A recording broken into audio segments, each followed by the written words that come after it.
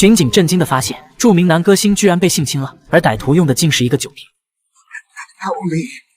很快，专案组警探就赶到了医院，来见了受害者马西。随后通过询问得知，马西先是被人从背后电晕，然后再被压在脚手架上，脱下了裤子，但他没看清歹徒的样貌，只看见对方是个高大的白人，穿着连帽衫。而听了马西的陈述后，警察却告诉他，凶手很可能是个连环猎捕者，近期在同一地区专门袭击黑人 gay。然而一听这话，马西立即激动地否认自己是 gay， 并以太累了为理由，将警察给请走了。但很快他们就在网上发现了一张照片，证实昨晚马西曾去过同志酒吧，有人发了自拍的两人合影，可马西看上去很不高兴，因此警方怀疑起了自拍的人。然而面对警察的审问，拍照人却称当时是瞎胡闹，并没有威胁马西，同时透露他可是深柜，但警察还是怀疑他是凶手，搞得男人不得不拿出不在场证明，把昨晚约的男人信息给了警察。所以这么看来他是清白的。就这样线索又断了，而且警方现在面临的困境是，受害者们都有妻子孩子，都不愿站出来，因此没人报警，就导致警方无法立案。所以为了能够早日抓住凶手，警察不得不硬着头皮又来找马西，希望他站出来报警，同时也讲明了利害关系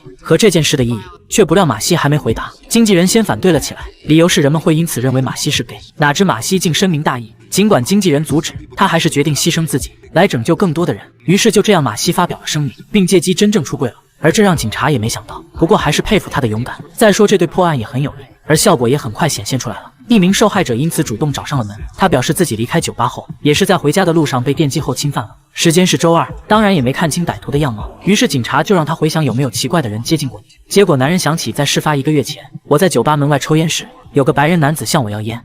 He saw there were menthol. He gave me a hard time. How so? He said, your wife know you smoke those? But like he made you? I got a bad vibe. Went back inside. 因此警察猜测对方就是凶手，可男人没看清。而就在这时，突然传来了消息，又有几名受害者站了出来，于是警察立马找他们询问了起来。结果几人都表示遇袭时间全在周二，并且歹徒都问起过他们的妻子和孩子，还大体描述出了对方的形象。所以综合来说，4名受害者都是在离开酒吧后遇袭的，都是先被电击后被酒瓶侵犯的。但前3起全发生在周二，只有马西是在周五，所以他是唯一看到嫌犯接近自己的受害者。其他3人只记得曾经和一个白人在酒吧争执过，因此出现了2副歹徒侧写，不仅大相径庭，而且作案手法也不一样。所以现在难以判断到底是2人还是同一人。但局长认为不管怎样都必须立马行动起来，并且恰好今天是周二，于是本森就提出了钓鱼计划。哪知有人却提出局长是最好的鱼饵，就这样局长当仁不让了。果然来到同性恋酒吧后，就有不少同志前来搭讪，可他们都不符合侧写，局长也就婉拒了好意。结果直到快打烊了，嫌犯也没出现。然而就在警察准备撤离之际，突然一个白人走了过来，他就很符合描述了。接着随意聊了几句后，局长也知道时机成熟了，于是就先买单离开了。而不出所料，男人也立马喝完酒，将酒瓶塞到口袋里后，急忙追了上去。殊不知这一切都落在了警探眼里，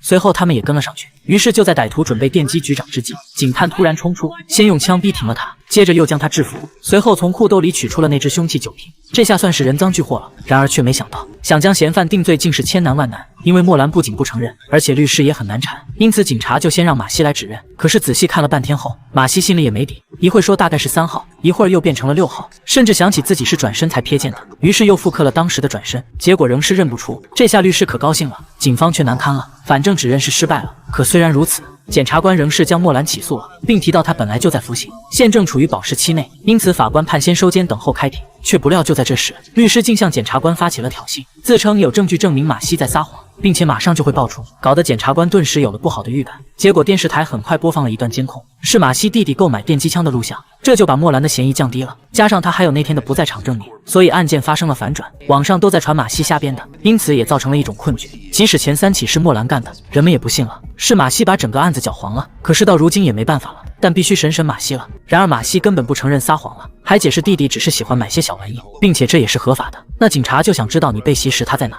而这马西就不知道了。接着检察官又提出莫兰那天是有不在场证明的，不料马西无法自圆其说，开始恶意猜测警方这是抓错人了，想怪到他的头上。对此警察不吃压力，结果马西又猜测可能有模仿犯，而律师更是不耐烦了，在反驳了几句后就要带马西离开，但警察只想查明真相。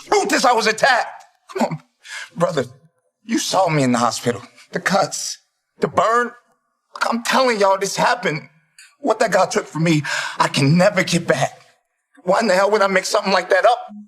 然而尽管马西说的严正义气，可警方分析他就是在瞎编，肯定是听说了其他的袭击案件，就照葫芦画瓢了。随后为了弄清真相，警察就来找了弟弟，想知道他买电击枪的目的，而弟弟则解释是为了自卫，因为哥哥听说有袭击事件。这下警察就确定马西是早知道袭击案的，结果搞得弟弟无话可说了。哪知就在这时，保镖突然走了过来，阻止了警察继续问下去，因此审问只能中断。不过接着警察又来找了经纪人，而他就比较好对付了。在警察威胁要搜查你的手机、你的邮件、你的业务记录，一旦发现你参与其中，结果话还没说完，经纪人就慌不迭发誓我以为他真被袭击了。而一听这话就有门。随后经纪人坦白，我本不相信马西是 gay， 但有个八卦网站威胁要曝光他，所以马西才制定了这个计划，假装被袭击，再趁机以受害者的身份出轨，这样就能获得更多同情了。没想到居然是一出苦肉计，哪知此时马西仍在煽动粉丝，大言不惭自己付出了巨大个人代价，为了伸张正义而站了出来，结果却被警方当作了骗子，甚至还与种族歧视扯在了一起，而这显然让局长很生气，但本森却不想追究马西，理由是真正的受害者都很害怕，一旦逮捕了马西，就没有人敢站出来了。可检察长不赞同，于是本森又解释这里从不指责受害者，因为人类的性犯罪有着特殊性，但检察长却不买账，他强调已经被扣屎盆子了。不料这却让本森上头了，开始和检察长争论了起来。见状，检察官赶紧打圆场，建议大家团结起来，一致对外才是正解。最后检察长才给了警方24小时限期解决这个事件，因此警方一下压力山大了。然而他们虽然再次联系了3名受害者，但还是没人愿意出庭指证，监控也是啥也没拍到，所以案件顿时陷入了僵局。可哪知就在这时，及时雨突然出现了，竟是1号受害者再次来到了派出所，他要提供一些新的信息。原来1号还隐瞒了一件事，那就是在酒吧外第一次见到莫兰后，对方跟着他回了酒吧。 In the bathroom, he got down on his knees, unzipped my pants. Was that consensual? Very. And I know I'm repressed, but once we started, he really let go.